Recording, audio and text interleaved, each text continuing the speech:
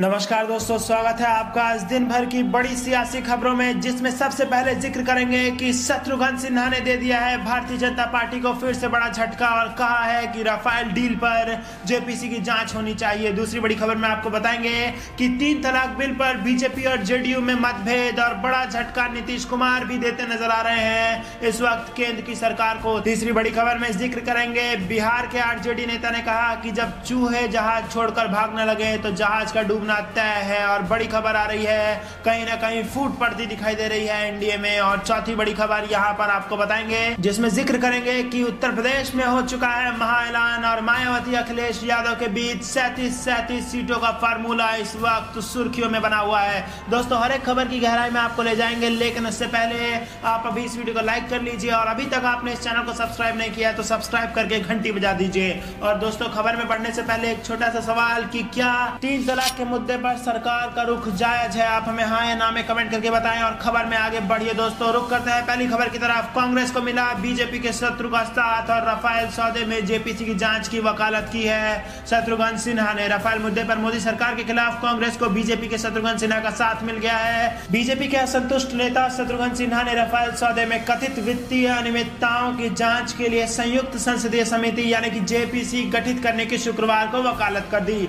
बता दें कि कांग्रेस के नेतृत्व में विपक्षी दल जेपीसी गठित करने की मांग कर रहे हैं। सिन्हा ने ट्वीट करके कहा कि आज संसद का दृश्य लोगों के लिए बहुत मुश्किल था। दिन ब दिन ये दृश्य खराब होता जा रहा है, जब हमारे पास छिपाने के लिए कुछ नहीं है और हम दोषी हैं, लेकिन सच को दबाकर हम गर्मा गर्म बहस और आरोप प्रत्यारोप तक ले जाकर मामलों को जटिल बना देते हैं। सिन्हा ने ट्वीट किया कि ईमानदारी और पारदर्शिता साथ साथ चलते रहने की बेहद जरूरत है। गौरतलब है कि संसद के शीतकालीन सत्र में राफेल मामले पर जेपीसी की मांग जोर शोर से सुनाई दे रही है। रक्षा मंत्री निर्मला सीतारमण ने इस मामले पर सरकार का पक्ष रखते हुए पूर्व के कांग्रेस शासन को जमकर घेरा था। उन्होंने कहा था कि असल घोटाला बोफोर्स था, राफेल नहीं। वहीं सीतारमण के जवाब में राहुल गांधी ने दोबारा अपनी बात दोहराते हुए कहा कि मैं रक्षा मंत्री सीतारमण या फिर पूर्व रक्षा मंत्री मनोहर पर्रिकर पर आरोप नहीं लगा रहा हूं। मेरा सीधा आरोप प्रधानमंत्री मोदी पर है और मैं स्पष्ट तौर पर कहता हूं कि वो इस मामले में शामिल है और अपने दोस्त को फायदा पहुंचाने के लिए उन्होंने करोड़ों युवाओं को धोखा दिया है। दोस्तों, रुक कर लेते हैं अगली बड़ी खबर की तरफ। आप बने रहिएगा खबर में अंत तक, खबर आपके लिए बेहद जरूरी है। दरअसल दोस्तों, 3 तलाक बिल पर बीजेपी और जेडीयू में मतभेद। कांग्रेस ने कहा एनडीए छोड़ दे नीतीश कुमार, नहीं तो अस्तित्व हो जाएगा खत्म। जी हां दोस्तों, कांग्रेस विधायक दल के नेता सदानंद सिंह ने कहा कि जेडीयू और भाजपा के बीच अयोध्या के राम मंदिर निर्माण तथा 3 तलाक पर प्रतिबंध जैसे अहम मुद्दे पर विचारधारा में गंभीर मतभेद है। जनता दल यूनाइटेड के 3 तलाक विधेयक का विरोध करने पर दृढ़ रहने के बीच कांग्रेस ने शुक्रवार को कहा कि अब वक्त आ गया है कि मुख्यमंत्री नीतीश कुमार की पार्टी भाजपा की अगुवाई वाले राष्ट्रीय जनतांत्रिक गठबंधन से बाहर निकल जाए अथवा बिहार से उसका अस्तित्व समाप्त हो जाएगा। उधर भाजपा ने बिहार में उसके सहयोगी दल जेडीयू के विधायक पर अलग रुख को कमतर करने का प्रयास किया और कहा कि विकास के मुद्दे पर एनडीए में कोई मतभेद नहीं है। कांग्रेस विधायक दल के नेता सदानंद सिंह ने कहा कि जेडीयू और भाजपा के बीच अयोध्या में राम मंदिर निर्माण तथा 3 तलाक पर प्रतिबंध जैसे अहम मुद्दों पर विचारधारा में गंभीर मतभेद है। सिंह ने यहां कहा कि जेडीयू को यह समझना चाहिए कि अगर वह एनडीए में बना रहता है तो उसका बिहार में जनता के बीच खड़ा होना मुश्किल हो जाएगा। ऐसा होने पर राज्य से उसका अस्तित्व ही समाप्त हो जाएगा। गौरतलब है कि जेडीयू ने 3 तलाक के मुद्दे पर अपना रुख उस वक्त ही स्पष्ट कर दिया था जब केंद्रीय मंत्रिमंडल ने इस पर अध्यादेश को मंजूरी दी थी। विधेयक को राज्यसभा में भेजे जाने के बाद पार्टी के राज्य इकाई के अध्यक्ष वशिष्ठ नारायण सिंह ने स्पष्ट कर दिया था कि जेडीयू इस विधेयक का समर्थन नहीं करेगी। जेडीयू के रुख को कमतर करने का प्रयास करते हुए उप मुख्यमंत्री सुशील कुमार मोदी ने कहा कि सहयोगी दलों की राम मंदिर अनुच्छेद 370, समान नागरिक संहिता और 3 तलाक पर पहले से ही अलग राय रही है, लेकिन विकास के मुद्दे पर राजग में कोई मतभेद नहीं है। तो हालांकि यहाँ पर लीपापोती करते नजर आ रही है भारतीय जनता पार्टी, लेकिन संदेश बिल्कुल स्पष्ट है। नीतीश कुमार ने साफ तौर पर कह दिया है कि 3 तलाक के मुद्दे पर राज्यसभा में जेडीयू भारतीय जनता पार्टी का साथ नहीं देने वाली है। इसी पर चुटकी लेते हुए कहा है आरजेडी के राष्ट्रीय उपाध्यक्ष शिवानंद तिवारी ने एक बयान देते हुए कहा कि चूहे जहाज छोड़ने लगे तो उसका डूबना तय है। जी हां दोस्तों, आरजेडी के राष्ट्रीय उपाध्यक्ष शिवानंद तिवारी ने बिहार के सीएम नीतीश कुमार को हालिया बदले रुख को लेकर कहा कि चूहे जब जहाज छोड़ने लगे तो उसके डूबने का अनुमान आप सहजता से लगा सकते हैं। शिवानंद तिवारी का कहना है कि अचानक नीतीश कुमार के अंदर का सोया समाजवादी आतंकवादी जाग गया है। उन्होंने एक बयान में कहा कि राज्यसभा में लंबित 3 तलाक विधेयक पर उनकी पार्टी बीजेपी का साथ नहीं देगी। राम मंदिर पर भी उनकी ओर से बयान आया है। मंदिर निर्माण मामले में उच्चतम न्यायालय का फैसला मानेंगे, अध्यादेश का समर्थन नहीं करेंगे। तिवारी ने कहा कि बात यही नहीं रुकती है। कल एक कार्यक्रम में नीतीश कुमार ने कहा कि सभी को अपने विचार व्यक्त करने और धर्म पालन करने की आजादी है।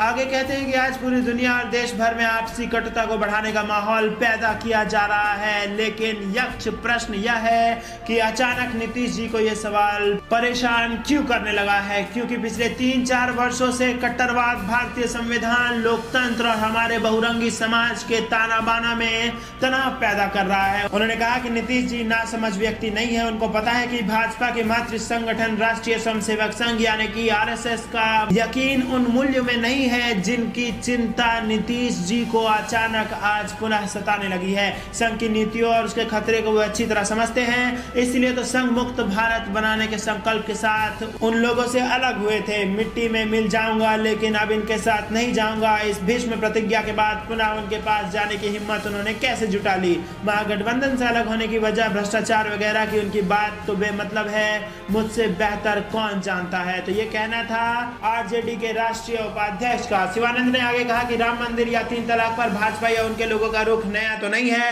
राम मंदिर के सवाल पर ये लोग सुप्रीम कोर्ट पर दबाव डाल रहे हैं और धमका भी रहे हैं। योगी आदित्यनाथ ने तो ताल ठोक कर कहा कि अयोध्या में राम मंदिर था और रहेगा। 3 तलाक का मामला सुप्रीम कोर्ट के फैसले के बाद से अवैध हो गया है, लेकिन इन लोगों को इससे संतोष नहीं हुआ। अवैध हो जाने के बावजूद इस विधि से तलाक देने वालों पर आपराधिक मामला चलाएंगे। इस पर 3 साल की कैद का प्रावधान तो कभी का कर दिया गया था, लेकिन नीतीश जी इन सब पर अब तक मौन क्यों रहे। तो यहाँ पर जबरदस्त हमला बोला गया है नीतीश कुमार पर। कहा गया है कि जब चूहे जहाज छोड़कर उतरने लगे तो समझ जाओ कि जहाज का डूबना तय है। और अगर इसको सरल शब्दों में समझें तो एनडीए वो जहाज है जिसमें से नीतीश कुमार अब जाने के रुख पे यहाँ पर उस दिशा में आगे बढ़ चुके हैं और कई सारी पार्टियां इससे निकल भी चुकी हैं। तो यहाँ पर एक बड़ी खबर निकल के आ रही है जिसमें सीधा सीधा ये समझा जा सकता है कि 3 तलाक के मुद्दे पर और राम मंदिर के अध्यादेश के मुद्दे पर जेडीयू भारतीय जनता पार्टी का समर्थन नहीं करेगी।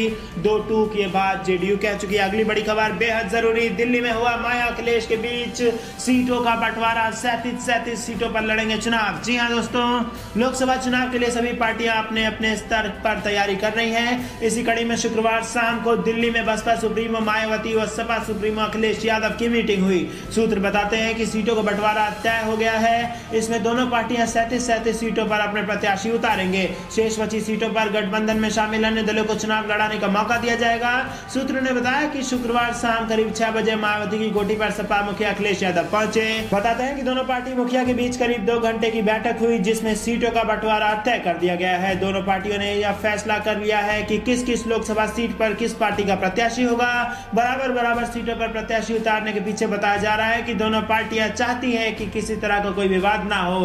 सूत्र बताते हैं कि गठबंधन के दौरान यह भी गुंजाइश रखी गई है कि राष्ट्रीय लोक दल समेत अन्य दल भी इस गठबंधन में शामिल होने की मंशा जता चुके हैं। उनके लिए 6 सीटें रखी गई हैं। सूत्रों ने यह भी बताया कि गौतम बुद्ध नगर की सीट बसपा के खाते में गई है क्योंकि बहन मायावती का पैतृक गांव बादलपुर यहीं पर है। साथ ही जब नए परिसीमन में गौतम बुद्ध नगर लोकसभा सीट बनी थी तो बसपा से ही पहले सांसद सुरेंद्र सिंह नागर बने थे।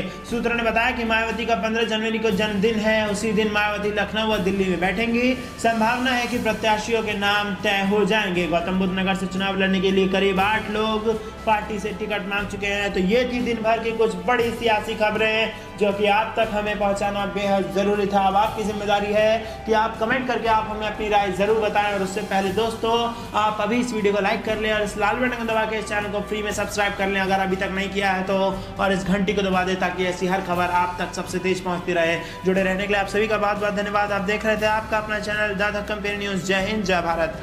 हाजिर होंगे फिर नए खबर के सिलसिलों के साथ, लेकिन उससे पहले दोस्तों, जाने से पहले आप हमें कमेंट करके बताइए कि किस प्रकार की खबरों का आपको रहता है इंतजार, ताकि समयबद्ध तरीके से आप तक उन खबरों को हम जबरदस्त पहुंचा सकें और बिना रुकावट के पहुंचा सकें। और इसके लिए ये भी ज़रूरी है कि आप हमारे इस चैनल को सब्सक्राइब कर लें अगर अभी तक नहीं किया है, और इस घंटी को दबा दें ताकि जैसे ही हम खबर अपलोड करते हैं तो आप तक वो सबसे पहले पहुँच जाए। और अगर खबर अच्छी लगती हो दोस्तों तो आप इसको ज़्यादा लोगों तक शेयर भी कर सकते हैं और आप तक खबर पहुंचाने की हर जिम्मेदारी हम उठाते हैं। जय हिंद, जय भारत।